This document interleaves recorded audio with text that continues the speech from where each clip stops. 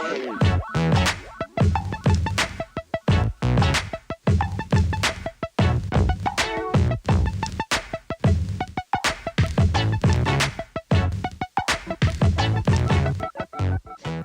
everybody, and welcome to Agree to Disagree. I'm going to be your moderator, Muzz Ahmed, and I'm super excited because we have two great hosts today. On my left, Dalton Maynard, and on my right, Ethan Strauss. They're going to be debating a variety of topics, and it should be a lot of fun, and could be intense, could be, some back and forth here, but I think it's going to all be in good fun. So we can get started and kick things off. Our first topic is going to be about the recent success of the Ohio State basketball team. Dalton's going to kick us off and explain where he thinks that success is coming from. Thank you, Muzz. Now, obviously, Ohio State is now a basketball school. That's just point blank, no more football, I guess. But what I'm saying is Buckeye basketball is back, and it's off the back of its star players, Keita Bates-Diop and Jayshawn Tate. Now, what those two players are bringing to the program that we didn't see in the past is they have energy and effort on the defensive end, and they're scoring and wanting to get their teammates involved on offense. With Mark Loving, I'm almost positive he hated this whole sport entirely. Amir Williams didn't show that sort of effort. So when we have two players that want to play basketball, getting their teammates involved and showing their passion and love for the game, that radiates to the rest of the team, and that's why we've seen the Buckeyes surge to the 8th place spot in today's ranking. Oh, right. That's a fair argument. I mean, you are talking about the Big Ten Player of the Year potentially, and Keita Bates-Diop, so great player, phenomenal. Jayshawn Tate, ever since he's came here, love the guy. He never stops. He just has no quit in him. He doesn't know how to stop. That's why at the end of the game versus Purdue, he put up a last-second shot. He didn't make it. You had Keita Bates-Diop follow him through. Both great guys. But I'm going to go with Chris Holtmann. He is the reason we're doing well. First year he's here. He's the first coach in almost 100 years in Big Ten history to go 7-0 to start in conference play. So all of the players that are there are also buying into Coach Holtmann's scheme. And then you have people buying into the scheme. That's why you see the good defense coming along. That's why Keita Bates-Diop is now playing the best defense he has in the years he's been here. Same with Jayshawn Tate. And that's really what's pushing us forward. And I think Chris Holtmann, all in all, that's the reason we're doing so well. Now, you mentioned the players in your argument here, and I'm saying these players are Thad Matta's players. Still not Chris Holtmann's players yet. It's not truly his program. It's these players that Thad brought in that are showing their effort, their grit, and getting the rest of their teammates involved and ready to play this game, and that's the difference for Buckeye basketball this year. That's all I'm saying. See, I get your point, but when you go back to when Thad Matta was coaching them last year, same players, but yet Keita Bates-Diop didn't even score against Purdue when they played. Didn't even score one bucket. He had to get his first points under Chris Holtmann's scheme. Doesn't matter. The players are the same. Look at the difference in record. It's just obvious.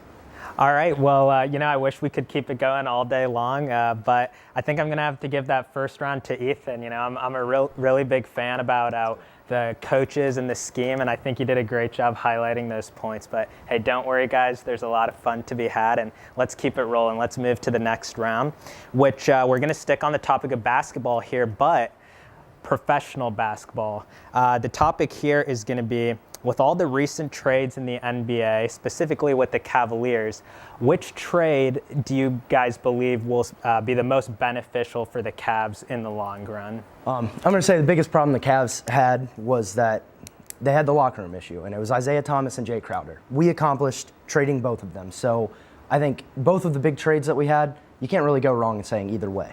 But I'm going to go with the trade to get George Hill and Rodney Hood. And the reason I'm saying this is because Rodney Hood, the man can shoot the basketball. He can run the floor, and he can play defense. He can do it all, and he's going to be like our, 6th, 7th man?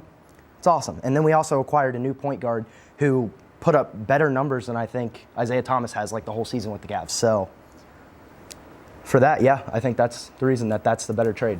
So, Ethan, I love that point about the locker room. That's fantastic. That's great. Losing Isaiah Thomas and his presence in the locker room, fantastic. Now, and I do like Rodney Hood as a pickup, but the best trade the Cavs made was without a doubt for Jordan Clarkson and for Larry Nance Jr. from the Lakers. Now they're going to get some young talent, helps breed work for the future, but you got two players that are willing to hustle, they're willing to play defense. And that's what they're going to need when they want to compete against the Warriors in the NBA Finals. They want players that are going to be running all around the court, being able to stop.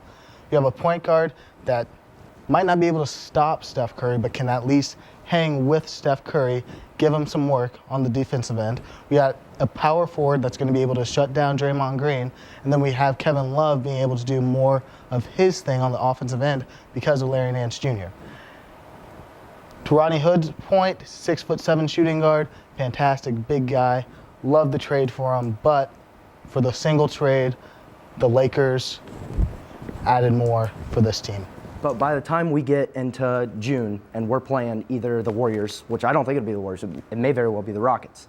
When we're playing one of those teams, you know, both of the players that you are talking about that we brought in, they're both going to be backups. George Hill's going to be the starting point guard. Kevin Love's going to be the starting power forward. So both of them are going to be coming off the bench. Why is that a better trade than acquiring a starter in George Hill over Clarkson? So you don't know the Cavs lineup. Obviously, you don't know the Cavs lineup. Well, it will be in June. We could have Kevin Love playing the center. We could have Larry Nance Jr. playing the power forward to be able to get that body on Draymond Green from the very get. Because we all know Kevin Love isn't the best defender, right? As for Jordan Clarkson coming off the bench, again, that's just more energy we have for trying to shut down one of the most prolific scorers in the game in Steph Curry. Now, Rodney Hood, again, love Rodney Hood as a player. Great trade, great pickup. But I'm saying the combination we get from the Lakers is the better part of that trade. And we got rid of IT to that team. It's just better trade for the Cavs overall. Wow, you know, some really compelling points on both sides. I've got to say, Dalton, your points about, you know, the young energy that the Lakers players are bringing, that really won me over in this segment. So I'm going to have to hand it to Dalton for round two. But hey, great stuff on both sides, guys. All right, well, that's two topics already out of the way. We'll see you guys in a little bit, and we're going to be moving into the Marvel universe to take it into Hollywood, see what you guys think of some of these new movies.